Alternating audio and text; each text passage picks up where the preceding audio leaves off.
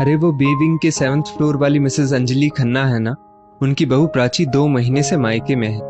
लगता है बेटे बहू में अनबन हो गई है। वैसे भी मिसेस खन्ना है बड़ी तेज, बहू को रखना नहीं आता उन्हें। सुधा चटकारे ले लेकर अपनी महिला मंडली में बातें फैला रही थी। जो किसी के बारे में अफवाह उड़ाते हैं या बातें फैलाते हैं, वक्त भी उनके साथ वैसा ही सुलूक करता है। ये बात शायद सुधा को मालूम नहीं थी। सुधा की आदत थी कि दूसरों के घर की बातें मिर्च मसाला लगाकर सबको बताती थी। सुधा एक 47 वर्षीय महिला है। 21 वर्षीय बेटे रौनक और 19 वर्षीय बेटी रिया की माँ। घर परिवार व बच्चों के ऊपर ध्यान देने से ज्यादा उनका मन चुगलियां करने में लगता था। एक दिन सुधा अपनी मित्र मंडली के साथ बैठी इधर की उधर कर रही थी। अरे वंदना जी, कल मैंने आपकी बहू और बेटे को शॉपिंग मॉल में देखा था।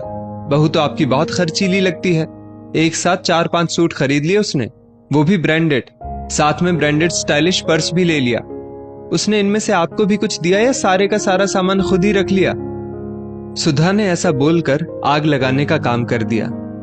मेरी बहू ने तो मुझे कुछ दिखाया भी नहीं। जब मैं सो गई थी तब बेटा अपनी कार में रखा सामान लेने वापस गया था। इस बात का मुझे पता है। बहू तो बहू, अब बेटा भी मुझसे बातें छुपाने लगा। वंदना जी ने मन ही मन उदास होते हुए सोचा। वंदना जी घर जाकर बेटे बहू की क्लास लेती है। तुम लोगों के लिए मैं इतनी पराई हो गई हूं क्या कि मुझे कुछ बताना भी जरूरी नहीं समझते? मैं क्या कभी तुम लोगों को कुछ लेने देने से रोकती हूं? वंदना जी ने दुखी होते हुए अपने बेटे बहू से कहा, माँ आपको कुछ गलतफहमी हो गई है। कल आपका 55वां जन्मदिन है, तो मैं और रेवती आपके लिए गिफ्ट खरीदने गए थे। गिफ्ट खरीदने का आइडिया रेवती का ही था। ये सब आपके लिए सरप्राइज था। आपके जन्मदिन पर फुल डे आउटिंग का प्रोग्राम भी बनाया है हमने, पर अब सरप्राइज नहीं रहा, बेटे प्रतीक ने कहा। वंदना जी को बहुत अफसोस होता है कि उन्होंने अपने बेटे बहू से ज्यादा चुगलखोर सुधा की अफवाहों को महत्व दिया। एक दिन ऐसे ही सुधा बिल्डिंग के कंपाउंड में कुछ और महिलाओं के साथ गपशप में मशगूल थी। अरे वो 6th फ्लोर वाली पाठक फैमिली अपना फ्लैट छोड़ किराए के मकान में शिफ्ट हो गए हैं। लगता है पाठक भाई साहब की नौकरी चली गई है, फ्लैट बेचने की नौबत आ गई है। फिर से एक बार सुधा ने अपना गलत अनुमान लगाया। ऐसी कोई बात नहीं है, पाठक जी अपने फ्लैट का रेनोवेशन करवा रहे हैं, इसलिए 3-4 महीनों के लिए फ्लैट खाली कर किराए के मकान में रहने गए हैं। और आप उस दिन मिसेस खन्ना की बहू प्राची के बारे में बात कर रही थी ना। प्राची के पापा अस्पताल में भर्ती हैं, 2 महीने से कोमा में है, इसलिए मिसेस खन्ना ने खुद अपनी बहू को मायके भेजा है ताकि ऐसे कठिन समय में वो अपने परिवार को सहारा दे सके। अभी अभी वहां पहुंची वंदना जी ने कहा। सुधा बगले झांकने लगी।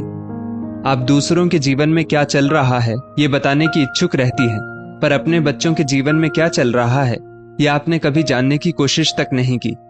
वंदना जी ने कहा, आप कहना क्या चाह रही हैं? मेरे बच्चों के साथ ऐसा क्या हुआ जो मुझे नहीं पता? सुधा ने आश्चर्य से पूछा।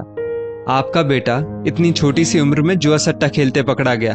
उसने मेरे बेटे प्रतीक को, जो वकील है, पुलिस स्टेशन से फोन किया था। प्रतीक अभी ही घर आया है, उसे जमानत पर छुड़ाकर। और आप तो दिन भर दूसरों के घर में क्या चल रहा है मिर्च मसाला लगाकर सबको सुनाती है। और आपकी लाडली बेटी कॉलेज बंक कर बॉयफ्रेंड संग घूमती रहती है। मेरी बहू ने उसे कई बार देखा है। मैं इस तरह सबके सामने कहना तो नहीं चाहती थी, पर आपको आपकी गलती बताना भी जरूरी था ताकि भविष्य में आप सरेआम दूसरों की निजी बातें गलत तरह से उजागर ना करें। सुधा अपने किए पर शर्मिंदा थी। दोस्तों, दूसरों की समस्याओं को गलत तरह से सार्वजनिक नहीं करना चाहिए। दूसरों के साथ गलत करने वाले के साथ भी देर सवेर गलत होता ही है।